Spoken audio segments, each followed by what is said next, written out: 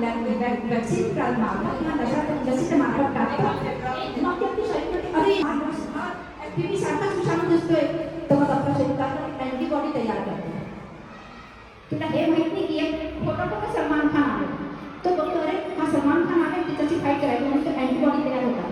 मग जेव्हा असली एचपीव्ही इन्फेक्शन आलं तर मग जी अँटीबॉडी आहे ना ते आपल्या शरीरात असतो, मग ते दुश्मन एचपीव्ही आपल्या शरीरात काही करू शकत नाही. हा लसीकरणच्या मागे उद्देश. कुठलाही लसीकरण आपण देतो ना लहान मुलांना पण डीपीटी देता, तुम्ही निमोनियाचा लस देता, डायरियाचा लस देता, तर हा लसीकरणचा उपयोगच आहे. तो थोडा एक त्याच्या प्रकारची प्रतिकृती आपल्या शरीरात पाठवते, मग अँटीबॉडी तयार होतात, म्हणजे आपल्या शरीरात शिपाई तयार होतात.